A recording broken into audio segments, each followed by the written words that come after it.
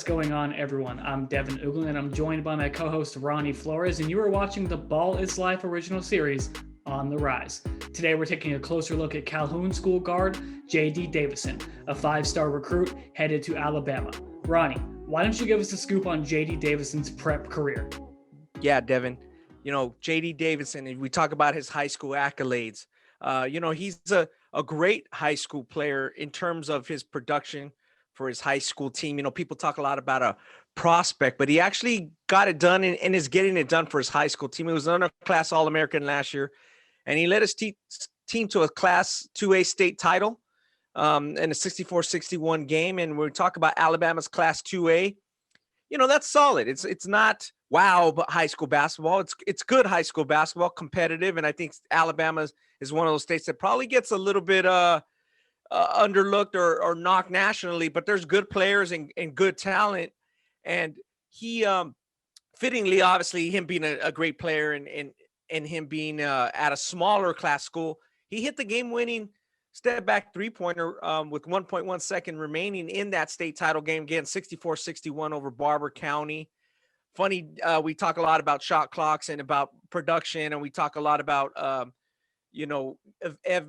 like the reproduction and that kind of thing in terms of how a player evolves. And there's no shot clock in Alabama, Devin. So they just held the ball for the last minute, and then he hit that big shot. So 32 points, 10 rebounds, and he hit 2 of 4 three-pointers. His team finished 21-12, more like a regional team. They're not really a nationally ranked team. Not good team in Alabama, just to give some people some kind of perspective on how good they were, how good the teams he was playing it. And this was after they made the state semis when he was a sophomore.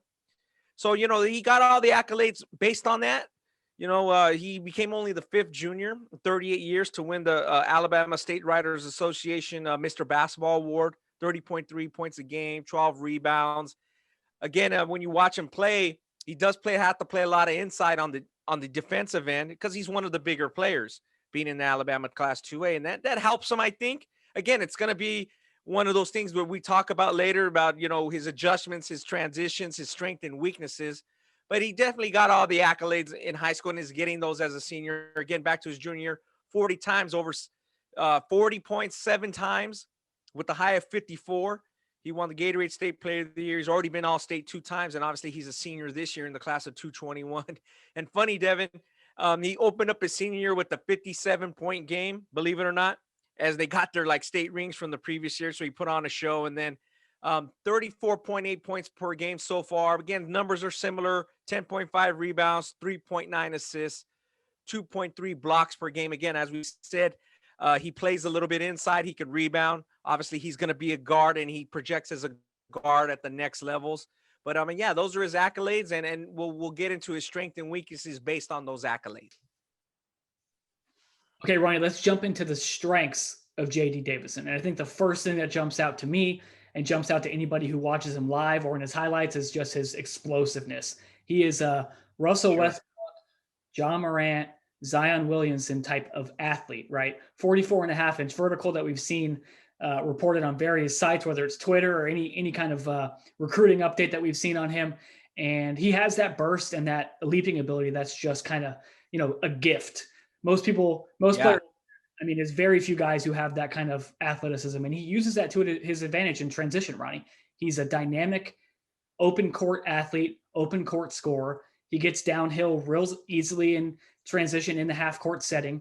And he looks to posterize just about any defender, around the basket. And right now, that's probably his biggest strength is scoring in transition, getting downhill to the basket and finishing around the basket. And I think you're going to mention this as well, but he's improved as a playmaker for teammates. He's starting to see the floor a little bit better. He's starting to, make that extra pass or make the play for the easy pass or the easy play for a teammate. His pull-up jumper is quick, it's balanced, and he likes to get it off with a handful of rhythm dribbles. And he's pretty consistent from the three-point line at the high school level. So I'm interested to see how that's going to translate. And then I think defensively, he is just an extraordinary shot blocker for his size and position. If you watch his game, you'll see a ton of chase down blocks, weak side help blocks. And, that really, brings energy to the game. and, helps his team get transition ability and get out and transition and score, on the fast break. Easily. And Yeah, that's where he excels, as you said. And he creates a lot of that. right. And again, it goes back to our point that he plays inside. And again, sometimes that could be an advantage when you're a big guard and you're playing in a class 2A, obviously in Alabama, class 1A is the smallest classification. So, he's blocking shots above the rim, starting the fast break. It goes back to what you're saying. That helps him. Again, obviously that's not all going to translate at University of Alabama and into the NBA, but it's still going to be it's still a great strength to have. Yeah, my last point before I throw it to you, Ronnie, I think one of his biggest strengths that's not necessarily of the skill variety is just the energy and the joy and the passion he plays with. He kind of reminds me of Colin Sexton in that way, just kind of a super intense guy who's a gamer, wants to get out there, plays with energy, toughness, and physicality. But to me, Ronnie just seems to be out there, loving to play basketball. I'm going to throw it to you, Ronnie. What are your strengths for Davison? Yeah, that's a great point. Just his ability to, lift teammates up and play at a high level. I think that's a great point, Devin. As far as my strength, again, the explosiveness is there. You mentioned it, the dynamic playmaker, probably the country's most explosive guard, maybe, arguably, and he has a strong frame. He's a big kid. When you watch him play in a high school setting, he's a big kid. He can see, he has good vision. He makes most of the simple playing the spectacular. I think his team, like many teams now, they kind of hunt 3-pointers a lot. They shoot on the perimeter, and I think he could clean that up. But that's very minimal. I think he utilizes his left to right crossover very well. Explosive first step, like you mentioned, he finishes way above the rim, and he can beat guys going left, and he finishes left. Again, back to his leaping ability. He jumps center often, and he grips off the ground quickly for blocks, putbacks. He gets a lot of easy points that he doesn't take a lot of dribbles or a lot of play calling, or that he just at the high school level, and probably can do it at the college level. I'm not sure he can do it at the NBA level. He's just going to get a lot of baskets for being able to out leap guys and being in the right place and just putting the ball back in. Again, his defense, I haven't really seen a better shot blocker, as you mentioned, from the guard position. And, he's terrific in that regard. I mean, he can make, he's the passing ability is there. Again, would I like to see him slow it down a little bit sometimes, make the post entry pass, make the simple pass? Of course. He has that ability. He gets in the lane. He finds guys that are open. And it's very hard to knock, his game individually. Again, and when you watch him in the team aspect, I could see things where the team can improve at. But again, when he gets into the college setting, playing against better players, I think that's just going to make him even better. Okay, Ronnie, now we're going to jump into the areas of improvement for JD Davison. And I think you kind of were on to something at the end of your strengths part there with the fact that his team plays a little bit wild, and sometimes they can get carried away with shooting a bunch of threes or taking, shots, obviously there's no shot clock in Alabama, but they don't care. They don't care. They don't have about that problem. Yeah. When he gets to the next level, I think that the biggest, area of improvement that I see is just, learning the ins and outs of shot selection, slowing down the game when needed, working on pace, yes, understanding, time and score, and kind of just reining in the free flowing style that he plays at the high school level. And the biggest adjustment, I think, is going to be the shot clock, Ronnie. I'm a big advocate for a shot clock, across the board. We have one here in Southern California in the games we cover. I think it really helps prepare guys for, game type situations at the next level and then onto the NBA. I think college should have a 24-second shot clock. I think the college game should mirror the NBA game as much as possible. But I think, adjusting to that shot clock at the college level is going to be something that, Davison needs to just, prepare for, get used to. And I think defensively, Ronnie, he takes a lot of chances, whether it's in passing lanes or, trying to make the home run play and, get out and transition and get like a highlight dunk. Obviously, all high school kids look for that. But just being a little bit more, careful and fundamental when it comes to defense, staying in his stance, locking up like that. When he gets to Alabama, Nate Oates, they're a great defensive team. I'm sure that he's going to be coached up really well, and I'm excited to see the strides that he makes when he gets to that next level. Let's jump into your weaknesses, Ronnie. Yeah. Devin, those are great points. When I was watching his game film, I noticed he's flat footed sometimes on defense. Now, again, he has the leaping ability, plays inside. We talked a little bit about last year going into the draft with Anthony Edwards, just being engaged on every defensive play, being ready in position. Sometimes he's not. And that's just, again, he's a young player that happens, sometimes he's a little lax on his closeouts on other teams' 3-point shooting or perimeter shooting. And, he'll let a guy slide by him and try to block it from behind or get the rebound. He already knows, he knows the level of competition he's playing. He knows, like, okay, maybe that's a difficult shot. I'm going to get the rebound and and take it out. So just those little things, I think that'll all be cleaned up by Alabama's coaching staff. Obviously, he'll have to guard even better perimeter players, and he's not going to be guarding as many inside players. So he's going to have to be engaged. That's for sure. You mentioned it. Obviously, he's like that on offense, and I think that's what separates him. And like you said, a Colin Sexton is he's like that on defense. So that's what he's going to have to develop and continue to work on. I do think he's improved his feel, like you said, his shot selection, his explosiveness in the right direction, meaning going in the right direction, like, trending upward, not obviously going in the right direction on the court. But that's something he has to work on too, is this little direction. Sometimes he spins into defenders, he spins into the traffic. And that goes back to you're saying being under control, learning the pace of the game. So I'm with you there. I think those are very noticeable on film. I think there's one thing we got to talk about, Devin, and then we can go a million places from here. And obviously we're already talked about enough about his defensive, not gambling, keeping his feet, looking for the spectacular play. But when we talked about his stats in the opening and his breakdown, we got to mention the 3-point shooting.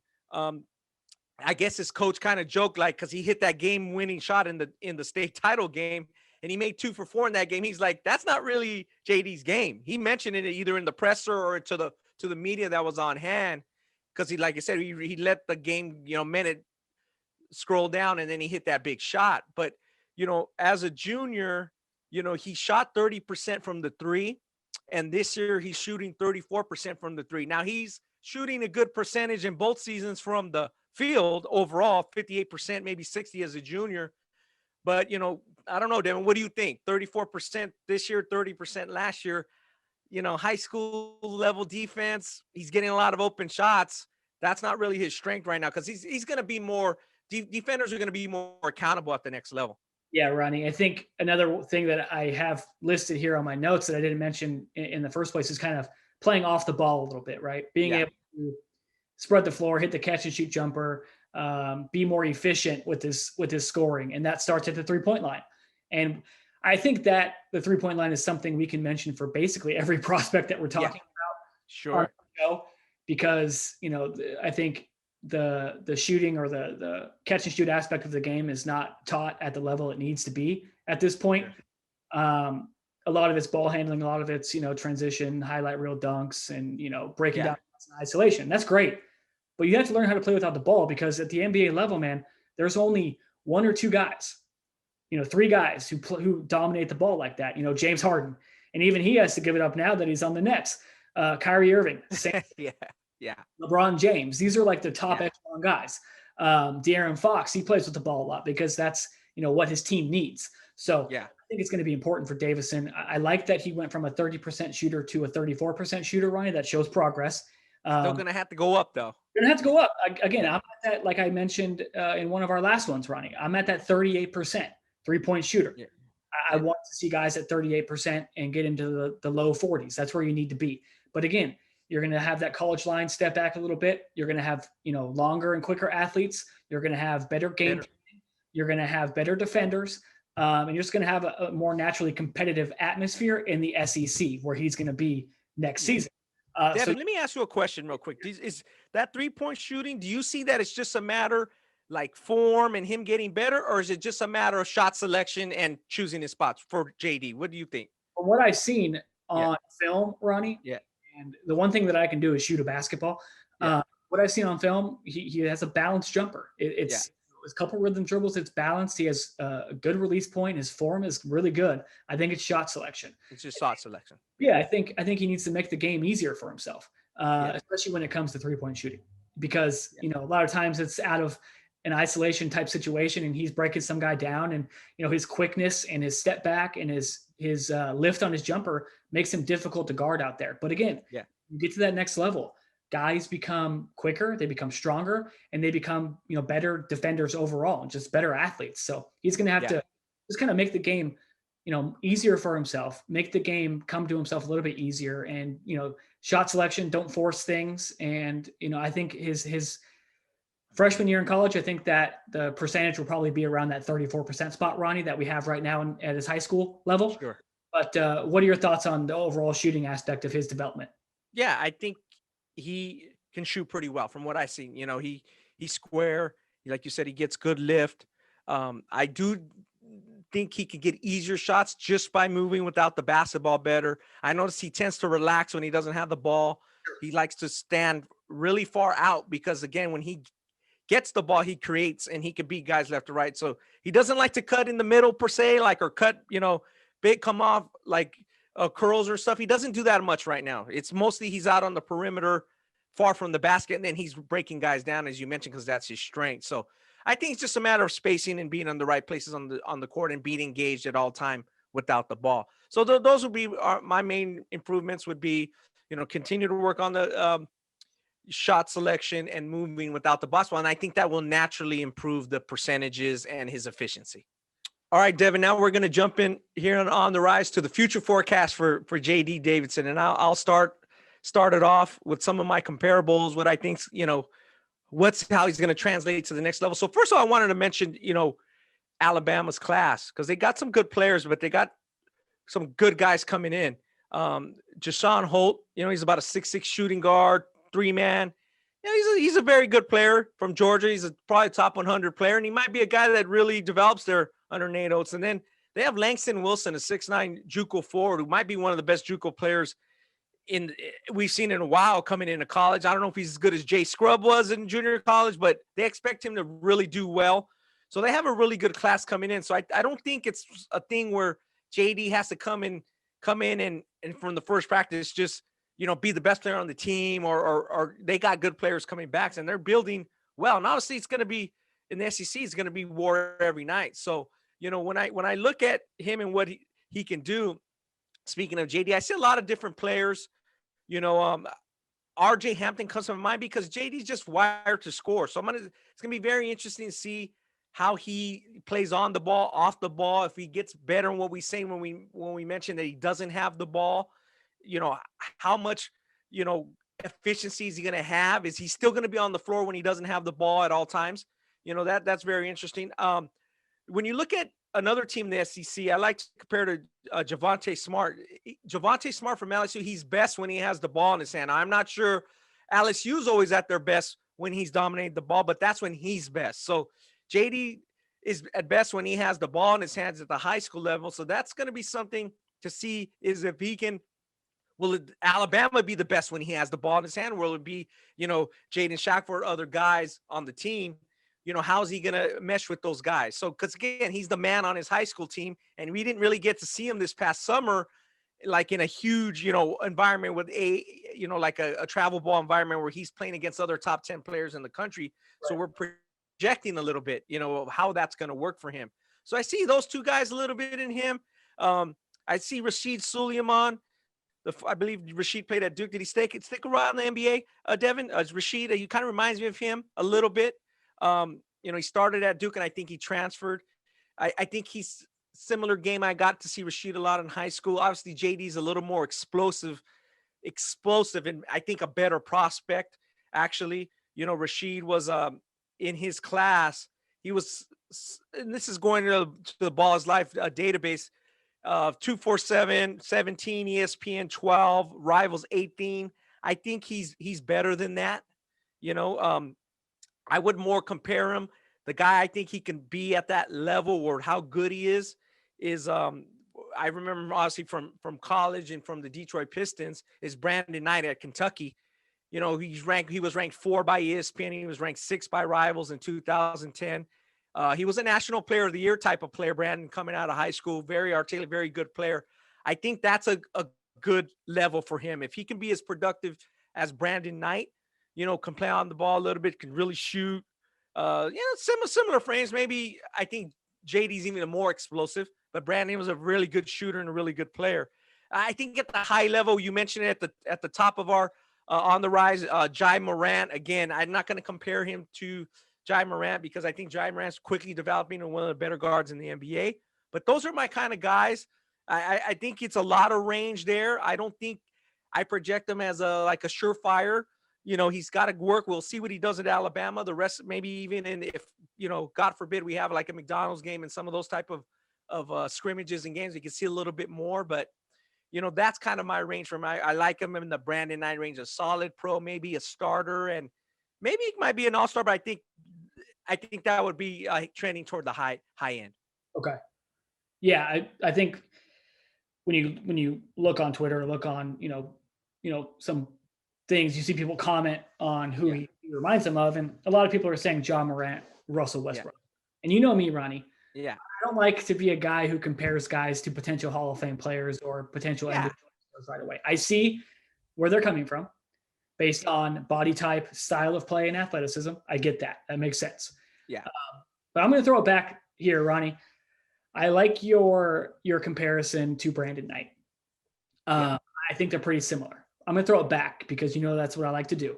Yep. I'm going to go Robert Pack. Wow. Tyler JC, right? And great player. USC. And then into the NBA for, a good Nuggets. Really good player. Google Robert Pack. If you don't know who I'm talking about, Google Robert Pack. Go back, watch his game. And from a body type, 6'2", 6'3", real strong, well built, kind of transition finisher, dunker. He won the 1994 dunk contest.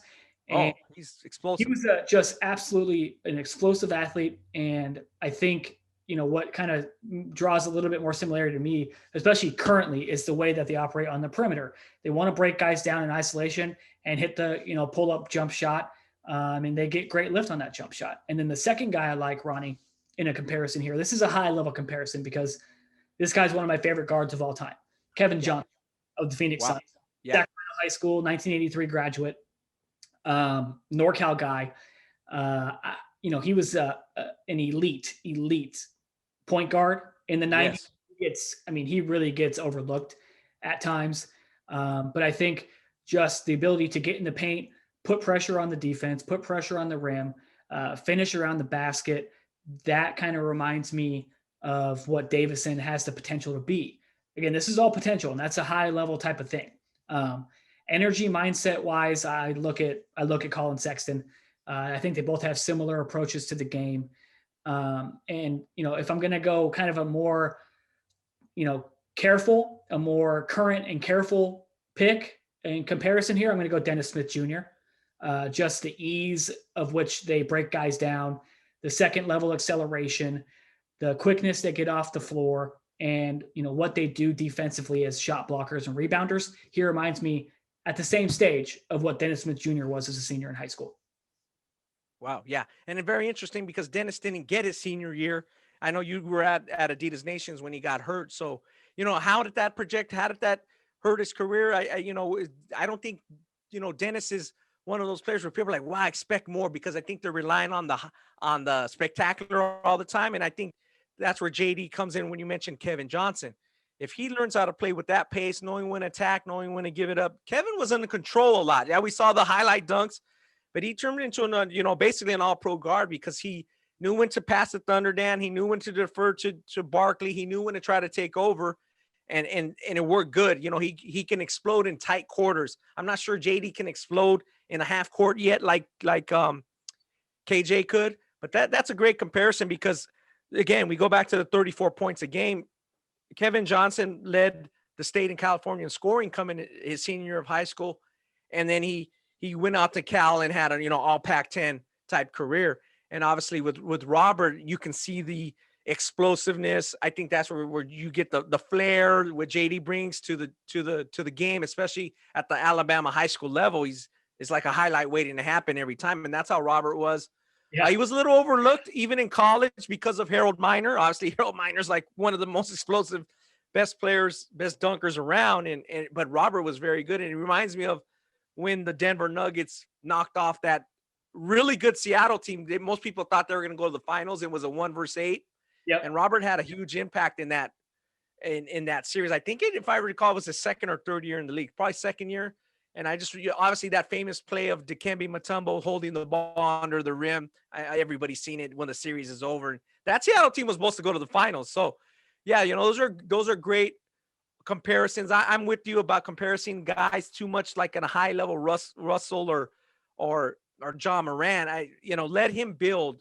I can see it because Robert was a very good player. KJ's still better than John Morant right now, but I think John Morant could get to that level. And seems like he's trending that way. What do you see just in terms of like where he's going to be at in the SEC, like about Alabama's roster, Devin? How he fits in. Is he going to just be gone? Hey, regardless, he's going to be one of those guys that no matter what he does next year, he's going to be gone after 1 year. Or do you think it's just going to be how it plays out? Depending on who stays, who leaves, what kind of season he has. Yeah, it's going to all depend on what happens with Alabama's roster, right? Because up now you have Jaden Shackelford, who's a starter. He's only a sophomore. He's going to come back probably. He's going to be a sophomore. he went to Hesperia here in Southern California. We saw a lot of his game, and we're not surprised. Yeah, we're not surprised at him being a high level guy. Joshua Primo, a freshman who reclassed up. He's a Canada native, and he's only 17 years old, Ronnie. So who knows if he's going to go to the draft or if he's going to come back. Javon Quinterly, who, has been around, Jelly Fam and all that. He was a high school. Well-known name. He'll be back. And then you have, John Petty Jr. is a senior. He's going. So, when I look at the roster and I look at the guards that are there and the guards coming back, he has a chance to play right away. I don't see any reason why a backcourt of Quinterly and Shackelford and Davison can't work. Because I think, defensively, Shackelford's very good, as is Quinterly. They're both solid. And Davison could be that guy who comes in and just kind of injects energy, like a wild card kind of guy who really just plays his way into the lottery conversation if he plays well. But obviously, Ronnie, I'm very tempered with how I look at these things. And, it could go one way, it could go the other way. You just never know when a guy gets to college how it's going to go. Right now, I think he's probably in that lottery conversation just because of how dynamic he is of an athlete and, all the different things that he has the potential to do on the court. But like we said earlier, he's got to be that, 40% 3-point shooter and, prove that he can play a little bit off the ball, move without the ball, and impact the game.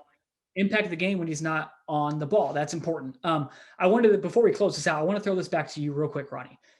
A lot of people are Russell Westbrook, similar, same stage. He's better than same stage. He's way better. Well, he's better than Russell Westbrook at the same stage. So I didn't see much of Westbrook in high school. I think I was still in high school. I saw Westbrook in college, and I can see where the comparisons are. But give me the side-by-side Davison versus Westbrook in high school. What are your thoughts? Yeah, I think Davidson is a player that people are looking at as a top, like player in the class and a McDonald's All-American, and he's going to project to be a lottery type pick. Russell Westbrook, you can see that was going to come later. You can see because I think as a junior, he might've been 6 foot or so even as an underclassman, maybe even like 5'11", 5'10". So you didn't really project that, what you're projecting for JD, because JD's already 6'4", 175, 180. He's a well-built dude. Yep. Yeah. But that was changing quickly and that was coming on quickly. So it was like, whoa, where is this going?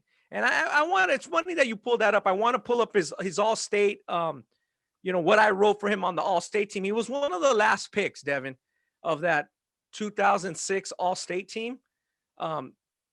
He was actually one of, we're saying, does he deserve, is he, the Daily Breeze give him enough, accolades, and how we go through that in terms of just picking an All-State team. And this is just for his production.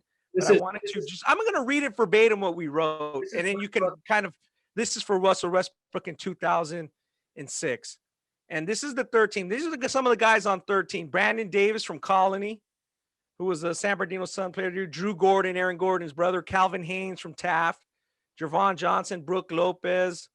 Drew Viney from Villa Park. I remember Drew Viney. Yeah, Drew Viney he was a junior that year. Tim Shelton from Clovis West, obviously the Shelton clan. And here's Russell Westbrook, and here's what we said. We listed him at 6'3", so it's probably 6'2", 6'3". When we saw Westbrook last season, he was a shade over 6 feet and fairly thin, but the late bloomer filled out this season and led the Olympians to a 25-4 record. One of the state's leading scorers, 25.1 points per game. Westbrook's growth spurt also helped his game on the boards, and he averaged 8.7 rebounds without losing any of his perimeter skills. So it's kind of interesting that we mentioned Davidson playing a little inside. I think Russell had to. He averaged, again, almost 9 rebounds a game. Davidson's about 10, but the explosive was really coming on. And I think, Frank Burleson and other guys who are really keen into how good he was, you can see that, like, him going to UCLA wasn't that much of a reach, even though people were kind of like, well, who is this guy? This is a team that was expected to be very good. Like Alabama will probably be expected to be very good next year if these all guys come back. And it worked out. Like, I mean, he exploded onto the scene. And I think, that Russell really, Reggie Morris and the guys, like I said, Frank, who really projected him, did a good job. And you can see that. You can see why they did that. He was very explosive his senior and very good. I mean, again, he played at the Pangos camp. Was he that good? He was okay. It was solid, But if JD would have went to Pangos camp, the expectations would have been through the roof. So I think that's the difference is the expectations already were, like you mentioned a little while ago, that the Jay-Z's already kind of projecting he'll be in the first round, maybe even the lotto, maybe even higher. So I think that's where Russell Westbrook had the advantage is he didn't have that pressure. So he was just able to show people what he did. And he was surrounded by a very good team. And in those 2 years, they both went to the Final Four. Obviously, that would be an ideal situation for JD to lead Alabama really deep in the tournament. Yeah, Ronnie, I think Russell Westbrook's journey to the NBA is one that's not often taken. And it just closes the comparison part out of this future forecast, Ronnie. I think the comparisons I see from Westbrook to Davison is body type, athleticism, and honestly, just the way that they approach the game and the intensity and toughness that they play with.